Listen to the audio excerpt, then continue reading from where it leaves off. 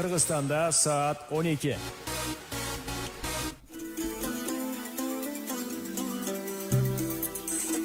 Кары бирок кеңешти кабыл алганды билбеген акылсыз падышага караганда жарды бирок акылдуу жаш улан артык. Окей радиосу үй бүлөлүк радио. Жашоонун маанилүү учурларына токтолуп, айрым чындыктарды терең ачып берүүгө арналган Мен жана жашоо уктуруусу. Ар ишемби саат 12:00 үй бүлөлүк Окей радиосунда обого чыгат. Алып баруучу мотиватор Зарема Игамбердиева. Саламатсыздарбы, кутмандуу биздин угармандарыбыз, эфирде Мен жана жашоо уктуруусу орун алды. Бүгүнкү уктуруубузда жүрөгүбүздөн чыккан сөздөрдүн баардыгы сизге арналат. Ал эми эфирде алып барган мен Зарема Игамбердиева. Эл арасында мындай бир сөздөр айтылат да, угармандарыбыз, сиздер да угуп келсеңиздер керек. Адам бир түндө жашоосун өзгөртө албайт. Бирок жашоосун өзгөртө ала турган ойлорун өзгөртө алат деп.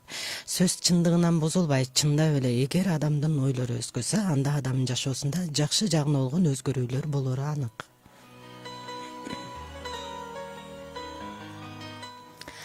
Ал эми ошол жакшы ойлор бизден орун алуу үчүн биз эмне кылышыбыз керек дей турган болсок, анда бизди жакшылыкка үндөгөн, жакшы иштерди жасоого чакырган, мындай тазалыкты үйрөткөн, чындап эле жан дүйнөбүз үчүн кам көргөнгө багыт көрсөткөн, ошондой эле адамдык сапарыбызга салым кошкон эң таасирдүү, пайдалуу жана ошо адамдарды ар дайым адамгерчиликтүү болууга үйрөткөн, жакшы үйрөнүүлөрдү сепкенге чакырган мыкты, таасирдүү китептерди окуп жүрүшүбүз керек. Ал китептин бири бүгүн Күдүк романы.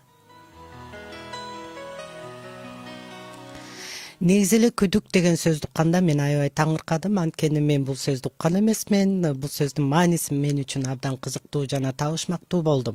Ал эми бул Күдүк романды ким жазды дей турган болсок, Кыргыз Республикасынын улуттук жазуучулардын союзунун мүчөсү, Кыргыз Республикасынын маданияттын мыкты кызматкери, Түрксөйдүн ардактуу медалынын ээси, ошондой эле Кыргыз Республикасынын 3 жана 4 элдик курултайдын делегаты, бир нече китептердин автору, жазуучу акын Гарба Орозматов агай. Саламатсызбы агай, кош келдиңиз. Саламатсыздар. Негизи сиздин атыңызды укканда эле аябай таң калгам. Гарба деген сөз эмнени билдирет болду экен, агайдын да аты кандай чечмеленет болду экен, ушундай бир дайыма бир табышмактуу, эл арасында кайталанбаган өзгөчө китептериңиздин аталышы, ар бир чыгармаларыңыздын аталышы башка жактан окубаган, укпаган эң сонун аттар менен жүрөсүз да, андан кийин Күдүк деген романыңыздын жакында ошол чыкканын укканда аябай таң калдым да. Күдүк деген сөз эмнени түшүндүрөт депчи. Негизи ошол Күдүк деген романды агай сиз 3 бөлүккө бөлүпсүз да. Ошо ар бир бөлүгү эмне жөнүндө айтып берет. Кыскача бир мындай киришип айта кетсеңиз. Эми негизи эле ошо мен мындай кыргыздын көйнө сөздөрүнө кызыгам, ошону изилдеп, ошол тарихте жазып келатам. Ал эми күдүк деген сөз биздин баягы азыркы шартыбызда негизи эле колдонулбай келет. Күдүк деген сөз өзү бир күдүк ойлор, күдүк сезимдер, бир ачылбаган сыр, бир шарттуу белгилер, күдүк деген сөздүн көп. Бирок негизи эле баягы күмөн саноо, шектүү, бир максатсыз деген бир ылайыктуу бир баягы синонимдик бир түшүнүктөргө келип такайт да. Ал эми романымды Күдүк деп койгонум бир 10-15-20 барак окуп баратып эле эмне үчүн чындыгында роман Күдүк деп коюлганын ошо окурман уже чечмелей баштайт, бара чечмелей баштайт.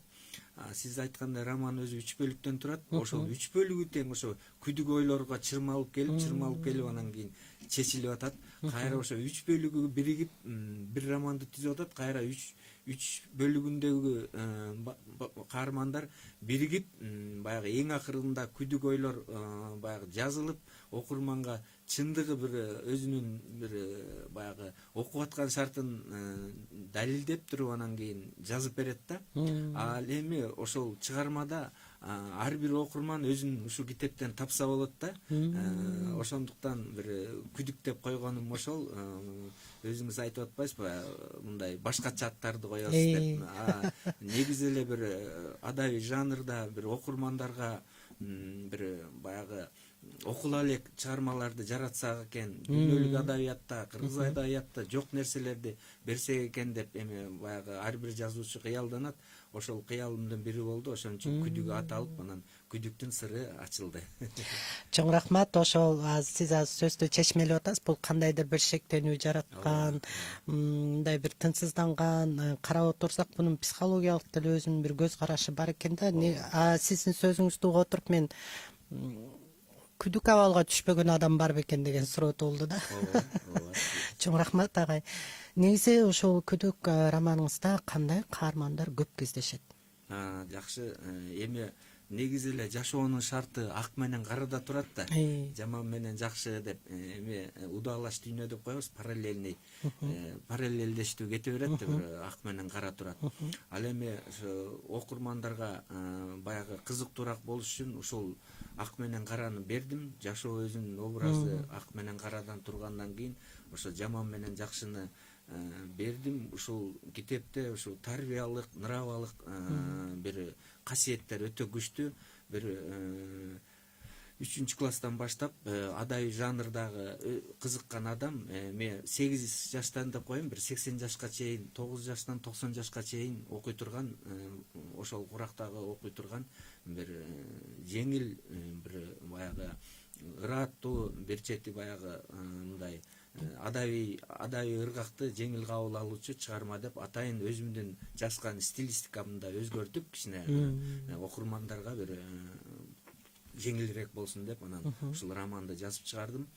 Мен өзү негизи көйнө сөздөр менен, адабий тил менен өтө көп жазам, бирок аны кээ бир жаш окурмандар же болбосо окурмандардын эми түрү бар, ошолор кээ бири түшүнбөйт да, өзүнүн шартында түшүнүшү абалы, же болбосо бир 20-30 же 10 барак окуп коюп таштап коюшу мүмкүн. Мен ошол таштабаш үчүн бир бул китепти атайын диалог менен жеңил түрүндө өзүмө шарттуу максат коюп анан бир жеңил түрүндө жазып, жөнөкөй тил менен жеткирдиңиз. Демек бул романыңызды көп жаш курактарга туура келет экен да. Анда туура айтасыз. Чындап эле кээде татаал сөздөрү кездешкенде аны аш кыла албай калабыз да. Бул андан ары дагы ал сөздүн өзүн чечмелеп отуруш керек болот. Жана жалпак тил менен сөздү жеткиргенде бат эле ошол китептин ичине кире алабыз да. Эң сонун айттыңыз агай. Анан нагы китептин башында, романдын эң башында бир уламыш тууралуу жазып кеткен экенсиз да. Жоопкерчилик заманда бир уруу башчы кылыч, найза, чокмор менен куралданып жолго аттанышкан экен. Алар кой, жылкыдан башка дейт дагы 5ке бөлөнгөн уул баланы олжолоп келишкен. Бул уламыш биздин доор менен кандай байланышы бар? Рахмат, жакшы суроо болду. Эми негизи роман жанры, роман деген жанр бир 3 муунду, 4 муунду алуусу шарт да. Эми баягы роман деп эле азыркы тезисте бир жеңил чыгармаларды жазып коюп атышпайбы? Ал повесть эле болуп калышы мүмкүн, же болбосо бир чоңураак аңгеме болуп калышы мүмкүн. Роман болуш үчүн, негизги окурмандарга жеткиликтүү ой бериш үчүн ошо каармандарды, мен биринчи бөлүктөгү каармандарды ошол кайсыл тектен, кайсыл жерден жаралганын бериш үчүн ата тегин бир баягы ошол жоопкерчилик замандагы нерселерди сүрөттөп, көркөмдөп алып келип, анан тиги ойдун баягы жыйынтыгын ошо каармандарга такадым да. Булардын дагы каармандардын басып өткөн жолу ак менен карадан турган, ошо ак жеңип келген деген маанини бердим да. Бул эми чындыгында муну баягы 400 барак, 350-370ке чукул, 400 баракты 1 сааттын эфиринде сиз экөөбүз талкуулап бите албайбыз. Мындай китепти окуш гана керек.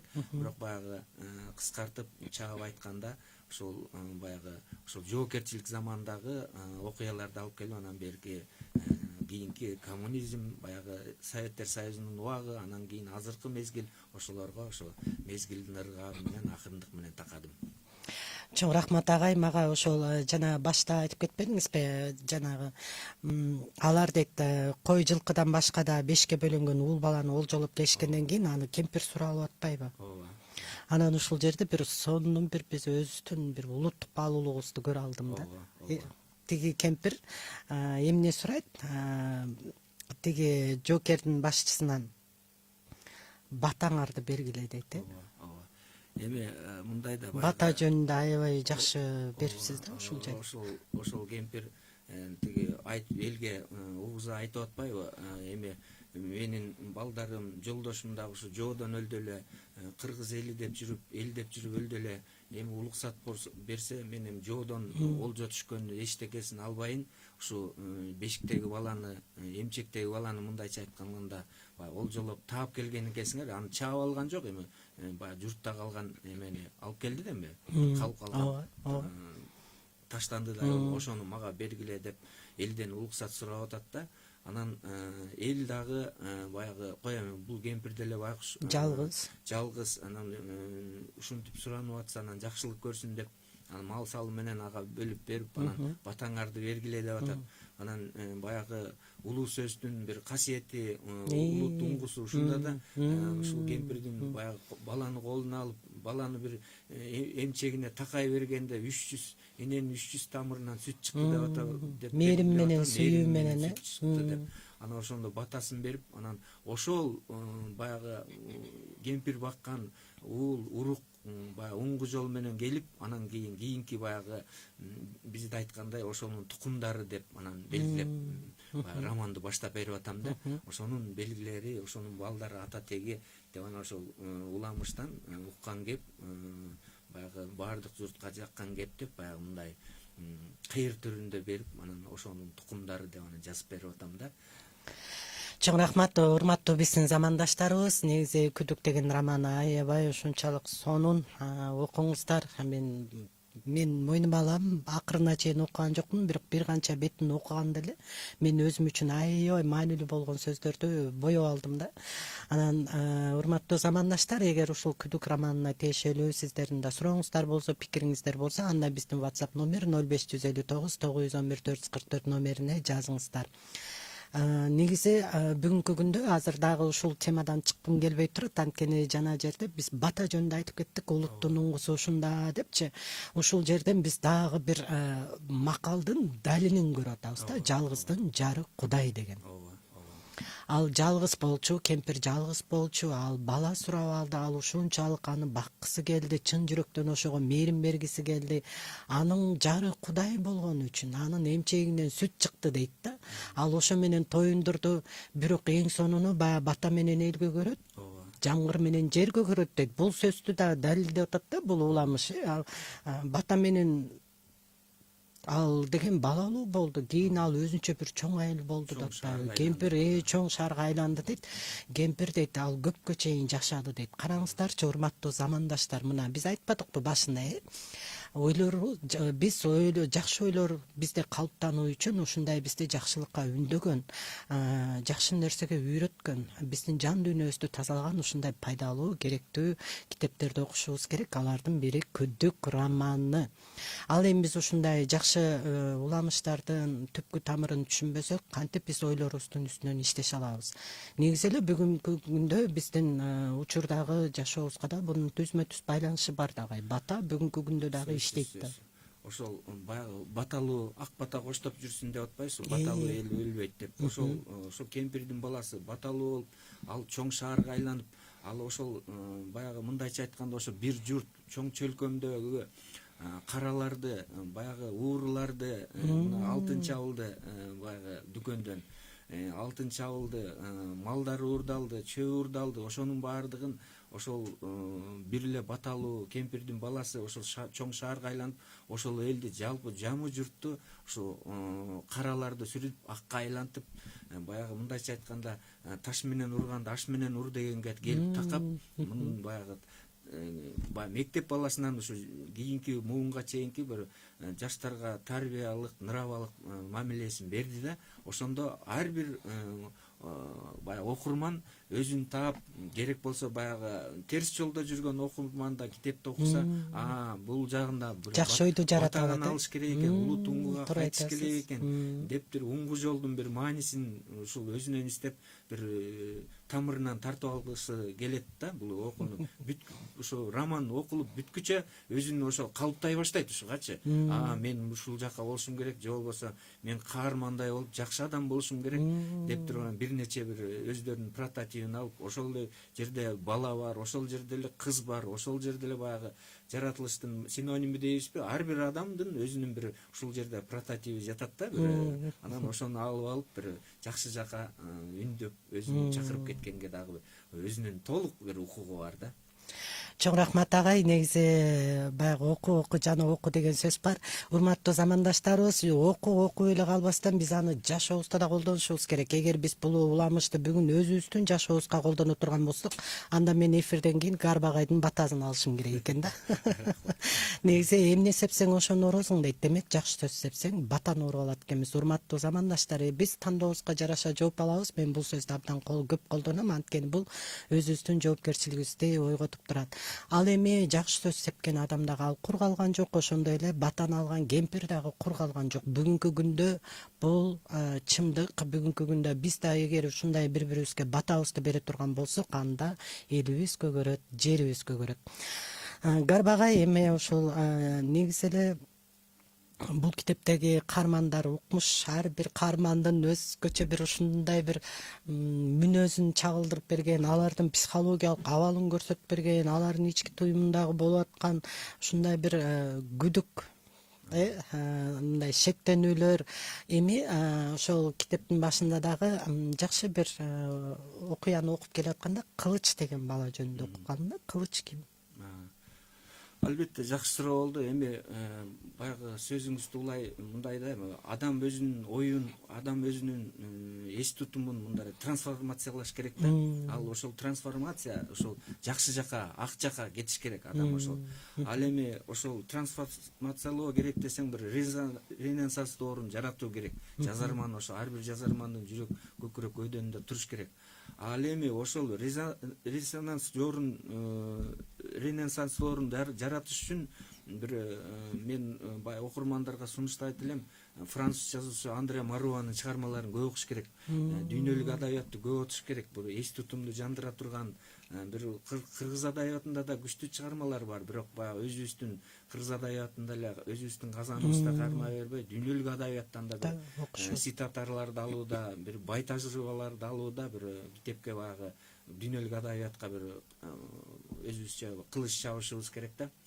Ал эми биз баягы ириде айтып келебиз, бир баягы каармандарды алып бир салыштыруу иретинде жазып бере турган болсом, мисалы үчүн мен түшүндүрмө үчүн айтайынчы, мына бүркүт менен тоок, ак менен кара. Эгер бүркүт тоокту алам деп жандал баштаса, эгер тооктун жүзөсү болсо, тоок баягы эне катары балапандарын көрөт, бүркүттү алып коюшу да мүмкүн. Эгер баласы үчүн. Эгер ошол эле шартта ойлосоңуз, жүзөсүн алып койсоң, бүркүткө тоок дароо жем болот. Көрдүңүзбү? Сиздин берип аткан сурооңуз дагы ушуга баягы шайкеш келип атат да. Анткени биз баягы адабий багажыбыз, адабий бир айдыңыбыз, көкүрөк көйдөнүбүз кенен болуш үчүн буга чейин бир даярдалып келген, буга чейин баягы окуп келген бир адабий бир багажыбызды бир чачыратып элге баягы сунушубуз керек да. Ошол багытта дагы мен ошол башкача жанрда берип, ошол жанагы Кылыч деген биринчи бөлүгүндө баягы өзүмдүн эми башыман өткөргөн жерлерим бир баягы адабий бир окурмандар түшүнбөй калбасын. Ошол биздин убакта Тогуз-Тура элинде, Казарман элинде азыр эми башкача казанбак деп коет, казанак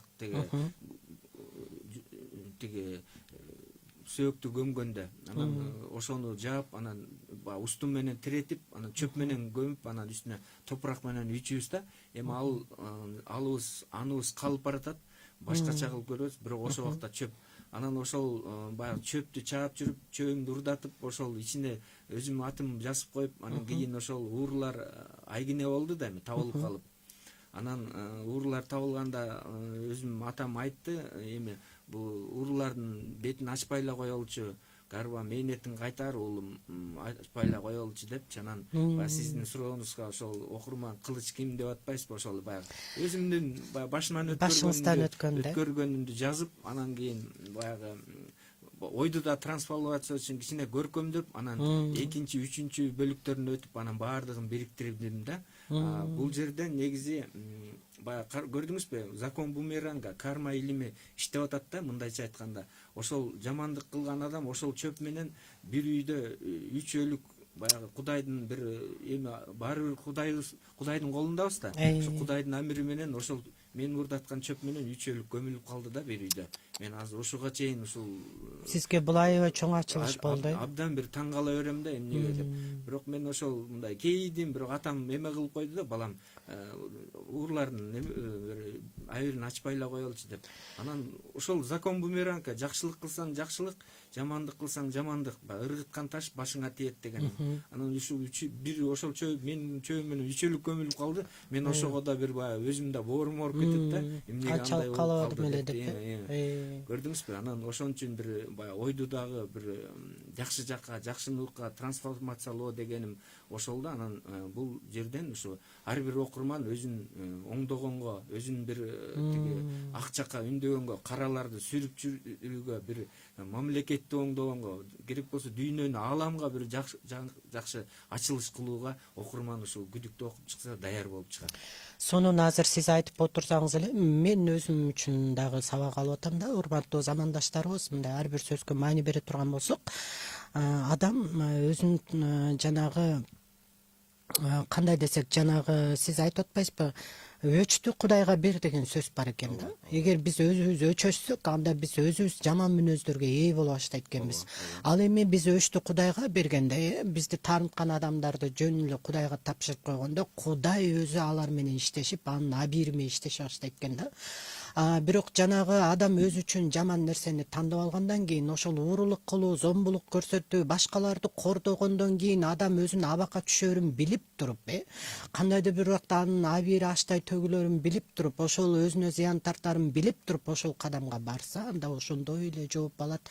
Анткени жамандык эч качан адамды аябайт да, ал баягы убактылуу адамды арбайт, убактылуу арбайт, бирок ал баары бир өзүнүкүн бербейт деген сыяктуу болуптур да. Албетте аябай бул аябай чоң сабак. Бул сиз үчүн деле баарынан дагы атакеңизден ошол өчөшпө балам, башканын абийирин деле ачпай эле кой, жөн эле коелучу, Кудайга эле тапшырып кой эле экен. Бирок албетте биз жамандык каалаган эмеспиз, андан ары ал өзү жараткандын өзүнүн иши дегендей. Бүгүнкү күндө мына ошо кылыч менен атасынын ортосундагы мамиледе кандай сыр бар эле? Бүгүнкү күндө аталарыбызга, мына жигиттерге кандай чакырык жасап кетет элеңиз? Ушул айтып берген жашооңуздун башыңыздан өткөргөн чындык аркылуу. Албетте бул бир чети өтө татаал суроо, бирок ар бир адам өзүнүн баягы атасын дейбизби, ата бала дейбизби, өзүнүн атасын ар бир адам пир тутар. Бирок ошол баягы тарбиялык, нравалык касиет болуп аткандан кийин бул албетте бир жакшы жашаанага бир такаш керек да. Биздин убакта дагы биз атакерибиз абдан бир коммунист адам болушкан да, биз ошолордой болуп, ошолордой бир эмгек жарата албай келип атпайбызбы? Ошол убакта тарбия азыркыга чейин эсимде, баягы бала кезде чөп чабабыз, анан баягы чалгым бул жагы кыйшыңдап кетет же башы кыйшыңдап кетет. Анан мен бир күнү тиги ошол Токойдон келатып, анан бир жакшы чалгы таап алдым да, кетип барасам чөптүн астында бутума илинип жатты. Анан мен сүйүнүп көтөрүп келдим да, көтөрүп келип сваркаланган башы, сварка деген элестен баягы кое бербейт. Анан болсом, ой ата балам, бул эмне чалгы деди, анан таап алдым десем, о атаң озурайын деп абдан урушту да мени. Атамдын көзүнөн эле коркчу элем, көзү жаман болуп кетти. Туруп ээсине алып барып бердим. таап алганыңды дагы алып келбе деген экен да. таап алган деген болбойт, ал бирөөнү Бирөөнүкү кандай сонун мен акылман баягы ыйлап эле анан кийин баягы чалгыны ошол жерде жаш баламын, тапканым үчүн да күнөөлүүмүн деп көрсө ушунун баары тарбияда экен да. Сиздин сөзүңүзгө ушу түз дагы жооп бергим келип атат. Баардыгы тарбиядан башталат, баардыгы уңгудан башталат, баардыгы бир мындай деп атпайбызбы, деңгел дээрден, дээр мөөрдөн, мөөр Кудайдан. Көрдүңүзбү? Баардык адам бир жакшылыкка үндөй берип атса, коомубуз, элибиз, журтубуз оңолот, Кыргызстаныбыз оңолот. Биз ошо акты гана пайдаланып, ушу караны гана түртүп чыгарышыбыз керек да. Ал эми китептин уңгу маңызы, уңгу жолу ушунда болуп турат да. Эң акырында ушу 3 бөлүк биригип, анан баягы үйлөнүү той менен, жакшылык менен бирине бири өкүл ата, өкүл апа болуп, бир абдан бир чейленишкен баягы бир окуяларды, күдүк ойлорду, күдүктөрдүн баардыгын кайра жакшылык менен алып келип анан акырындап чечип салдым ушул. Акыры ишени менен бүттү десеңиз, мындай китептерди мен ойлойм да сөзсүз кино кылып тартыш керек. Буюрса. Анан жана айтып кетпедиңизби, адам балага туура ой жүгүрткөндү үйрөтпөсөк дейт да, анда туура тарбия бере албайбыз дейт да. Атакең сизге туура ой жүгүрткөнгө жардам берген экен да. Бул таап алганың, бул кылганың, бул ага жарабайт, ордуна алып барып коюп кой, бунун ээси бар деп сизге туура ой жүгүрткөндү үйрөтүп, туура тарбия берип келген экен да. Ошон үчүн биз айтабыз, баардык ойлордон башталат деп. Эми ага тиги 3-бөлүмдө китебиңиз 3кө бөлүнүп кетти. Бир аз кылыш жөнүндө, атакеси жөнүндө маек кылдык. Эми 3-бөлүмдө да аябай бир татаал жеринде окуп алып бир кыйналып кеттим да менчи. Кандай гана мындай жыргап келатып эле, анан бул жакта да ушундай бир татаал жашоо бар турбайбы деп, Гүлназ, анан Майрамбек, Ильяс жөнүндө айта кетсеңиз. Абдан жакшы. Китептин ошо 3-бөлүгүндө бердим.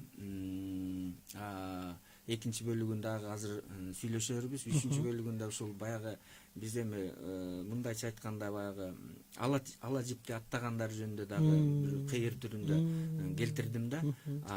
Биз эми адабиятта дүйнөлүк бир адабияттарда биз эркекти эле кээде күнөөлөй беребиз да, негизиче эркек затын эле баягы үй бүлөсүн алмаштырат, ала жипти аттайт деп баягы улуу сөздө уят жок деп келебиз.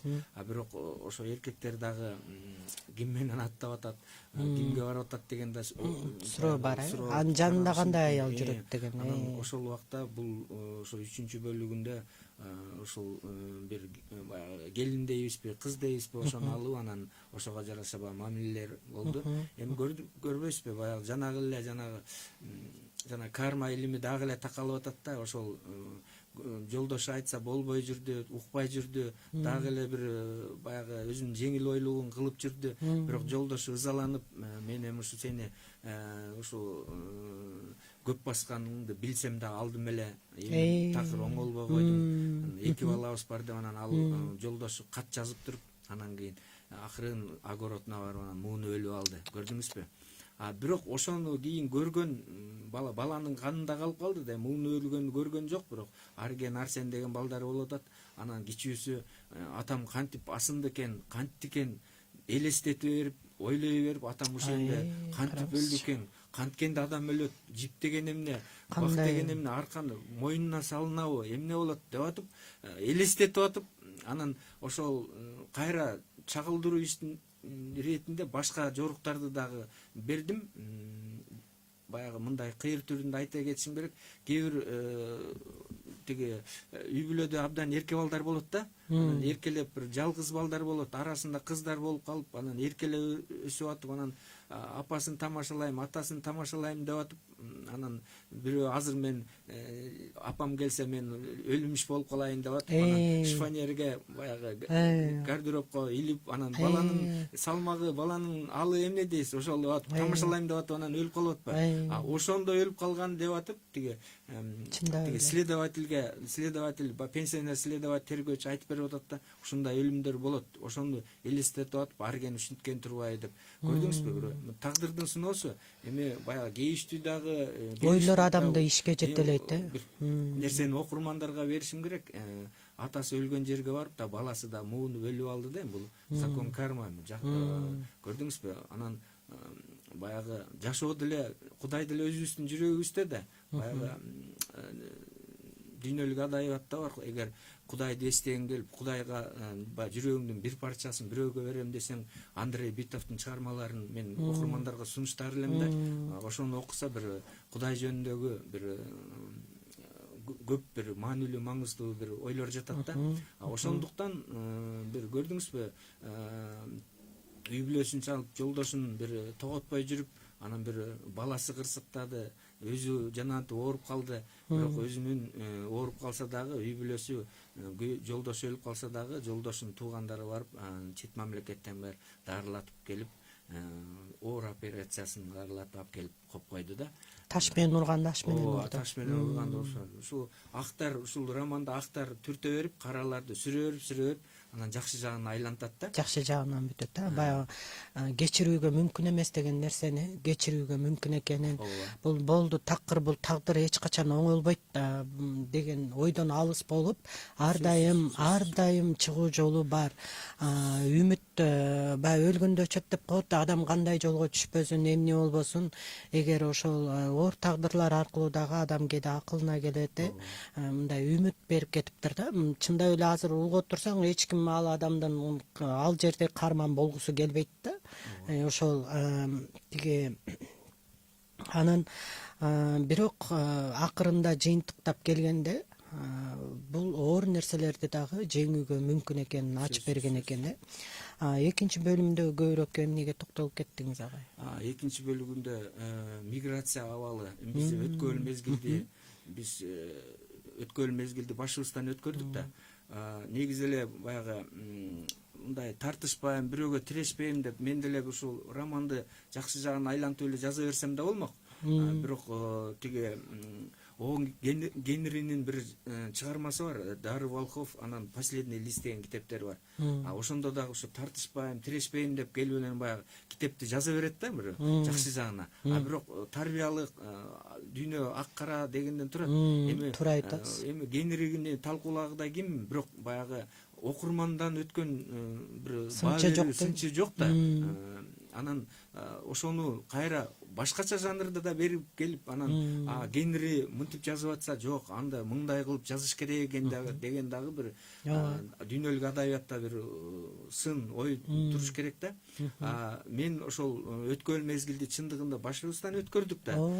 Убагында ошол бир койду бир өтүккө алмаштырып, же болбосо 2 литр спиртке алмаштырып жүргөн убактар болду да.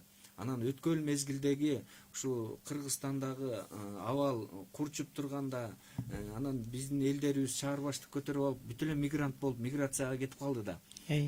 Балдарын чыштап, аял затылар бүт эле тиги базарга чыгып кетип калды. Үйдө аял менен эркек бир орун алмашып калды. Ошону сүрөттөдүм дагы, анан бир мына Кара Балтадан келген бир жигитти, Жумабек деген жигитти алып барып анан бир Казакстанга бирөөлөр аркылуу алып барып анан кул болуп түшүп калды. Баягы мындайча айтканда малай болуп түшүп калды. Анын өткөргөн тагдырын жаздым. Эми кулдун өткөргөн тагдыры ар бир адамга оңой болбош керек. Бирок абдан жаза турган жерлерим, жаза турган бир ситуациялар көп эле, бирок эми бизде казак-кыргыз достугу деген бар, геосаясий абалды колгош керек, бир эл аралык мамиледе чыңалып кетпеш керек. Мындай бир таамай дагы жаза албай койдум, баягы үстүртөдөн бердим. Бирок таамай жаза албай койдум деген себеби эки мамлекет күнөөлүү болгон жок. Ал жерден эки мамлекеттин элинин гана бир ортосунда болгон кыймыл аракет, көрдүңүзбү? Мен жазган шартта дагы окурман ишенбей калышы да мүмкүн да. Ал кезде Казакстандын бийлиги мынткен эмес, тигинткен эмес, же болбосо Кыргызстандын бийлиги деле мындай болгон эмес. Элдин миграция болгон агымын агылганын гана бир сүрөттөп, кыйналганын жазып бердим. Бирок ошолор кийин жакшы аман эсен кайтып келип, мына азыр бир жылдары бюджетибизди ушу мигранттар, миграциянын абалы менен эле топтоп жүрдүк да. Бирок ошондогу мигранттардын кыйынчылык башып өткөн жерлерин да алып бир китепке оңгулуу маанини бердим десем болот. Чоң рахмат агай.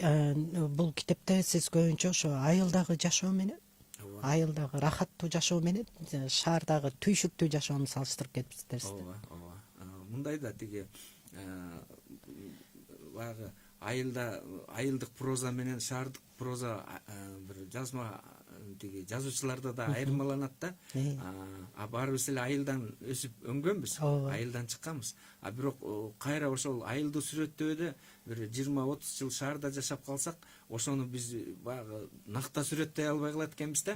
Анан мен бир 10 жыл мурун кайра кайрылдым дүйнөлүк адабиятка. Анан баягы айылдан баягы тажап, анан шаардык прозаларды жаратам десең, бир Андрей Битовдун чыгармаларына кайрылыш керек. Ал эми кайра эле шаардан тажап айылга кылып десек, бир чыгыш элинин адабиятын окуш керек болуп калат да. Көрдүңүзбү? Анан биз ошо адабиятты окуп ошентип кыйналбай эле биз шаарда айылда өсүп чоңоюп бала кезде билгенбиз да.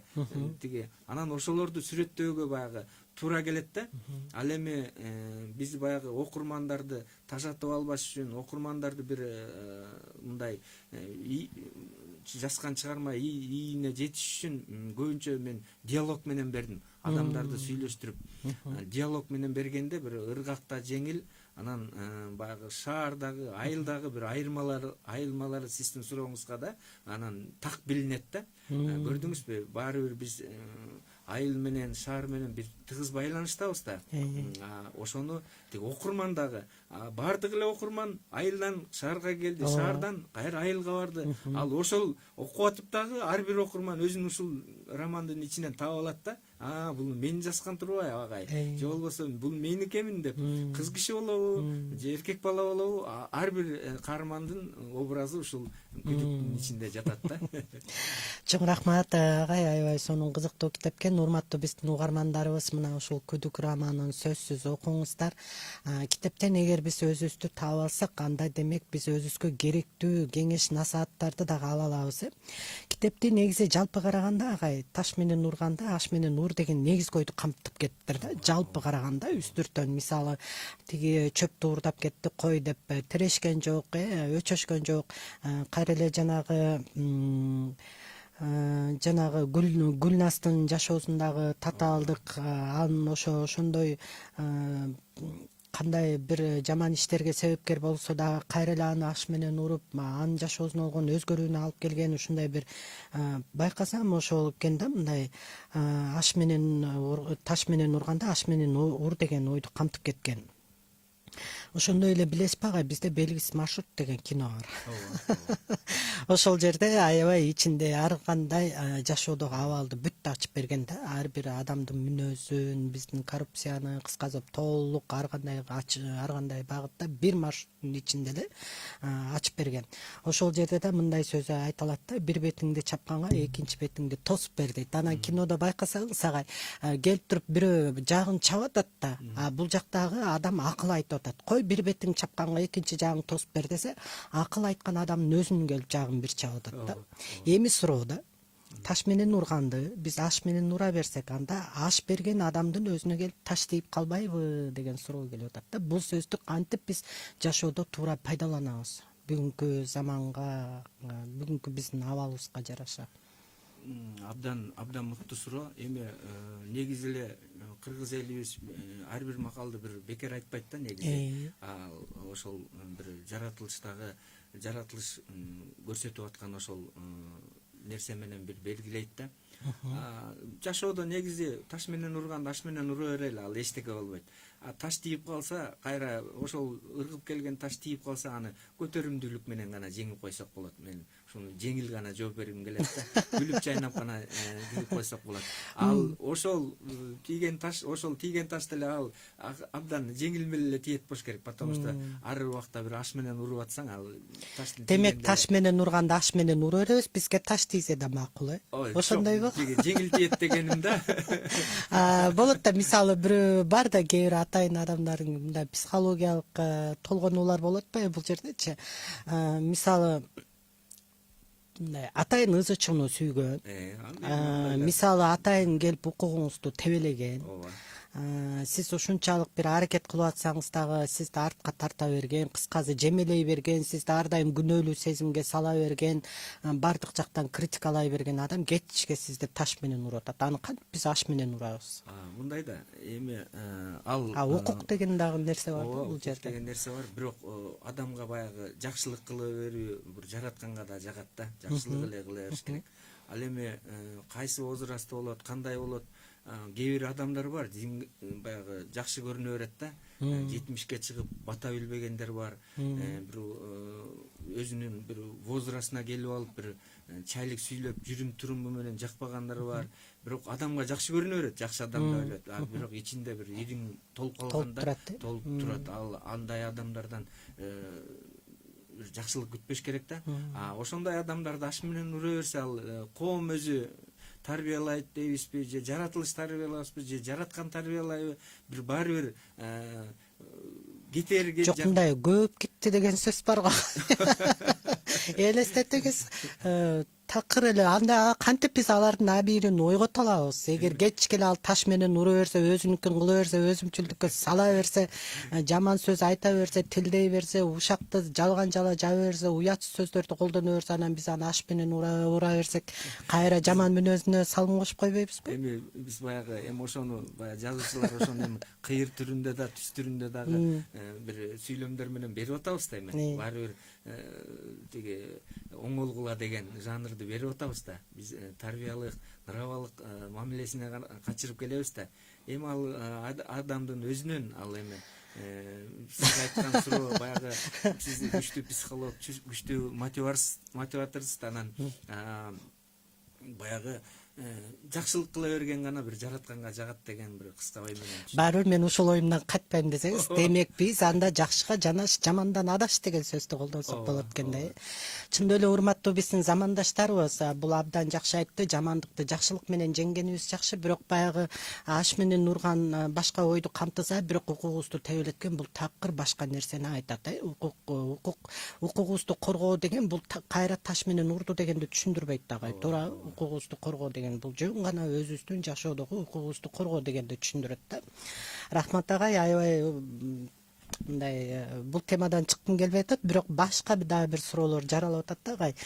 Китепте биздин каада салтыбыз, макал лакаптарыбыз, үрп адаттарыбыз, нарктуулугубузду, уңгу жолубузду эске алынганбы бул китепте? Күдүк романында. Ушул уңгу жолго, каада салтка, наркка биринчиден такадым. Абдан бир баягы кийинки ушу жаштарга, өсүп келаткан жаштарга, орто муунга, эми биздин мен эми орто муун деп өзүмдү айта алам, улуу мурунга баягы биз акыл айтышыбыз канчалык эми даражабыз бар, аны эми окурман өзү талдап алар. Бирок кийинки муунга, келечек муунга ушу талим тарбия болсун деп анан кийин ушул китепти жазып берип атам да.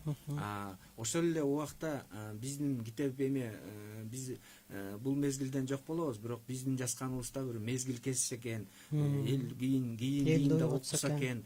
Бул жерде эми сиз айтып аткан жана суроо уңгу жол ушул жерде жатат, нарк, каада салт, актын караны жеңиши жатат, бир жеңил ойлукка алдырбай, бир баягы тиги бир начар касиеттен арылсын деген гана бир нерсени берип атабыз да.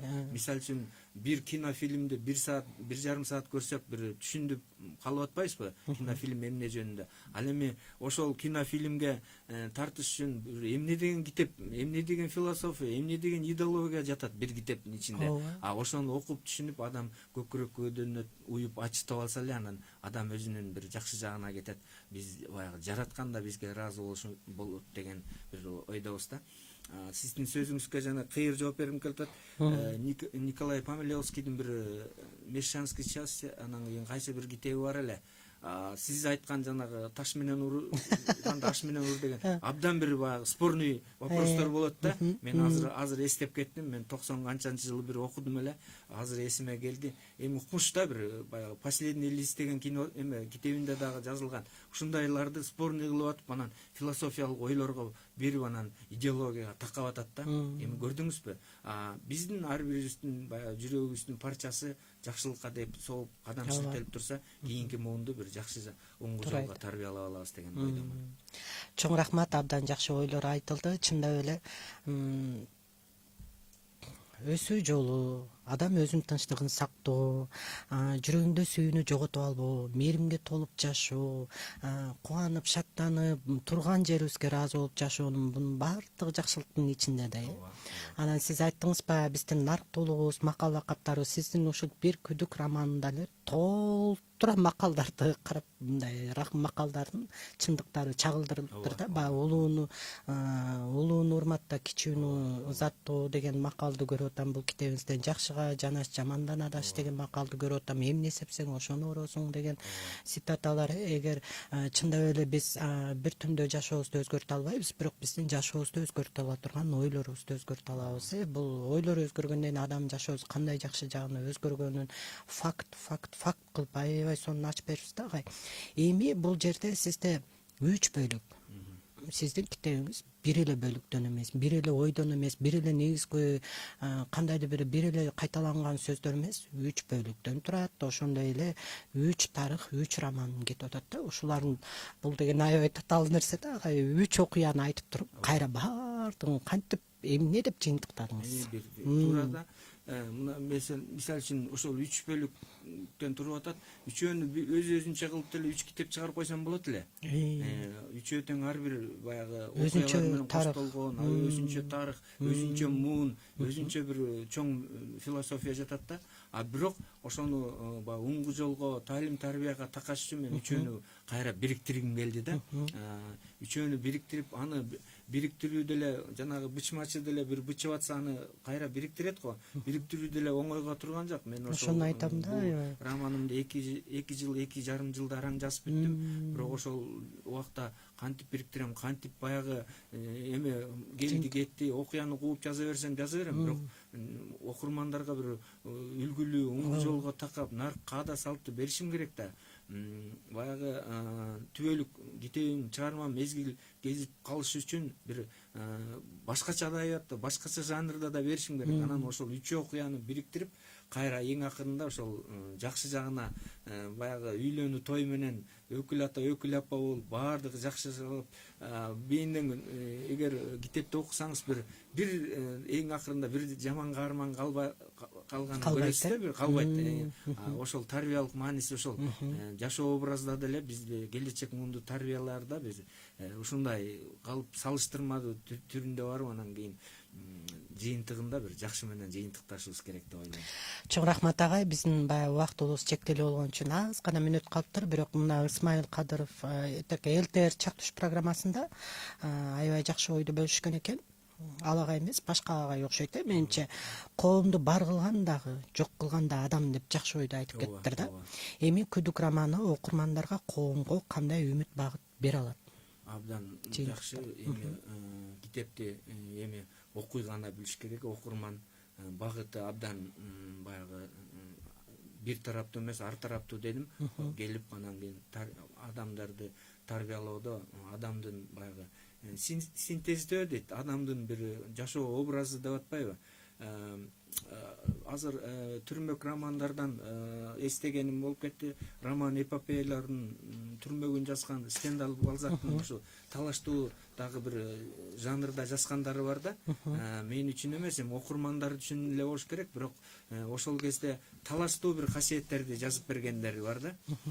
Талаштуу касиеттер десем, биздин Кубатбек Жусалиев агай Муздак дубалдарды чыгарганда да бир философиялык ойлорго жүгүртүп, биздин окумуштуулардын дагы баягы башын аттады дебейм, ошолордун оюнан да башка бир философияларга келип такаганда, муну биздин кошуна казак жазуучулары да жазып көрдү, аларды окудук. Бирок ошол баягы оңгулуу, тарбиялуу бергенде биз велосипед ойлобой эле, биз өзүбүздүн баягы ата бабалардан келаткан осуятты эле чагылдырып, жүрөк көкүрөк көдөнүбүзгө алсак эле ошол тарбия болуп атат да. Бирок ошону алыш үчүн билесизби, адамдын өмүрүнө 10 китеп окуу жетиштүү дейт. бирок ошо 10 китепти окуп түшүнүш үчүн 10.000 китепти окуганга туура келет. Кошуласызбы? Аны аш кылып жашоодо колдош үчүн анда 100.000 китеп окуш керек экен деп кошулам. Туура айтасыз. Урматтуу биздин замандаштарыбыз, биздин уктуруу соңуна чыгып баратат. Агай, келиңиз эми биздин угармандарыбызга ошо Күдүк романынын негизинде жакшы бир каалоо тилектериңизди айтып кетсеңиз. Рахмат. Эми жараткандын улуулугу бир бар да, анан биздин ушу касиетибиз, адамдык сапатыбыз, адамдык беделибиз, адамдык парсыбыз ошо укугубуз менен милдетибизге баягы шайкеш келген да. Ал эми биздин милдет мына сиздерге жана Кыргызстанга ушул уңгулуу тарбияларды кийинки муунга багыт берүү, ошол эле учурда жазарман катары жакшы образдуу китептерди, адабий жанрдагы китептерди окурманга, ар бир баланын табитине, ар бир окурмандын табитине ылайыктап чагылдырып берүү биздин милдет турат. Ошол жоопкерчилигибиз ар дайым мойнубузда. Андан тышкары мына камераны көрүп, элди көрүп, сиздей болгон ведущийди көрүп, сүрдөбөгөн, окуучуну көрүп, сүрдөбөгөн адам ал жоопкерчилиги жок адам дейт. Жоопкерчилигибиз ар дайым мойнубузда болуш керек. Кийинки жоопкерчилигибиз биз бара ар бир, билесизби, ар бир мактоо, ар бир жакшы сөз мени жоопкерчиликке түртө берет. Акыркы күндөр уйкум качып барат. Эмне деген повесть, роман, эмне деген бир кара сөздөгү жанрдагы бир касиеттүү чыгармаларды элиме арнап беришим керек деген бир дагы эле болсо күдүк ойдо туруп калдым. Анткени акыркы ушу мезгилде мактоо бизге эми баягы мындай чагылдыруу эле иретинде болуш керек, бирок ар бир мактоонун артында жоопкерчилигибиз турат да. Мен бир биз азыр эми чипизацияга, ушул санариптешүүгө, ушул клондоштурууга, адамды бир жаратылыш биологиялык жаралган адам менен роботтордун чабышы деп бир повесть жаздым беле. Ошону чыкпай турат, анткени жүрөгүбүздөн, оозубуздан чыккан сөз ыйык да. Ошол мезгил кесип кетеби деп. Ал ошол 50-60 жыл деп жазган, бирок ошого азыр даже 20-30 эле жыл калды окшойт. Ошо мезгил кесип кетеби деп. Азыр бардыгы роботтоштуруу, клондоштуруу жүрүп жаткан убакта табигый жаралган адам менен бир техника жараткан адамдын айырмасы жок болуп баратат. Ошо азыр эми чет мамлекеттер ошо бири менен кайра үйлөнүп атышат. Жакында эле япониялык кыз тиги жыйынын арты менен бир техникага үйлөндү. Ошондуктан ошол мезгил кесип кетпесин деп ошол повестимди чыгарбай турам.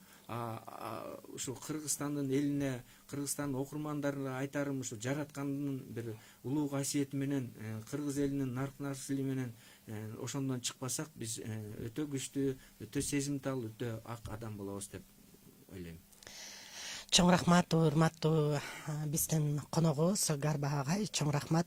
Дагы бир жакшы жаңылык бар. Агайдын китеби Алымбек Татканын 225 жылга карата Күдүк романы 3-орунду алган экен. Урматтуу биздин замандаштарыбыз, окуңуздар. Мына бул китептин мага жаккан жагы, бул жалаң эле элестер менен эмес, бир нерсени элестетип алгандан мурун дагы албетте образ элестетип жазабыз, бирок сиз көбүнчө жашоодон алынган чындыктарды чагылтып, адамдардын адамдык сапарына жакшы салым кошуу үчүн, жакшыдан жанашып, жамандан адашып, өзүбүз үчүн туура багытты тандап алуу үчүн, негизи эле ойлорубузду жаңылаганга, өзүбүздүн психологиялык абалыбызды билгенге, өзүбүзгө туура анализ койгонго, ошондой эле биздин ушунчалык оңгу жолубузду улап келаткан ушул каада салтыбызды, үрп адаттарыбыз бизге келечекте кандай сонун жемиш бата алып келер жөнүндө аябай сонун ачып берген. Урматтуу угармандарыбыз, сөзсүз албетте ар бир китептен биз өзүбүздү издеп, жөн эле окуп койбостон анын жакшы жактарын жашообузда пайдалана билсек, антип кантип эле анан биз элибиз өнүкпөй койсун, өспөй койсун. Гарбагай, чоң рахмат атайыбызга убакыт бөлүп келип бергениңиз үчүн. Сиздин 3-чү романыңызды күтөбүз. Негизи убакыт аябай бат өтүп кетти агай. Бул китебиңизде 1 саатта талкуулай турган китеп эмес экен. Анткени ар бир эле бөлүмдөн бир кызыктуу жерди угам да ошол темадан чыккым келбейт десеңиз. Анан чындап эле бүгүнкү күндө биздин заманыбызга ылайыкташтырылган психологиялык толкундар дагы бар экен. Бул жакта бүт эч кандай бир жомоктор эмес, болгон эле жашоону чагылдырган, анын акырында бардыгын чыгуу жолун көрсөтүп, эгер биз таш менен урганда аш менен ура берсек кандай жеңиштерге, баталарга ээ болорубуз жөнүндө абдан жакшы айтып кеткен. Сизге дагы чоң рахмат. Дагы бир жолу сиздер тыңдаганыңыздар Мен жана жашоо уктуруусу болду. Ал эми программаны алып барган мен Зарема Игамбердиева. Келиңиздер урматтуу угармандарыбыз, өзүбүздүн жан дүйнөбүздү жаңылап, ойлорубузду тазалап, аруу таза сезимдерибизди ыйык сактап, ойноп сүйлөсөк да ойлонуп сүйлөгөндү үйрөнүү үчүн мына ушундай өзүбүзгө керектүү, пайдалуу китептерди окуйлу. Ал эми Күдүк романынан кыя өтпөңүздөр. Бул сөзсүз сиздин ички дүйнөңүзгө таасир берерине ишенем. Бар болуңуздар, анда эмки жумада амандашканча тынч туруңуздар.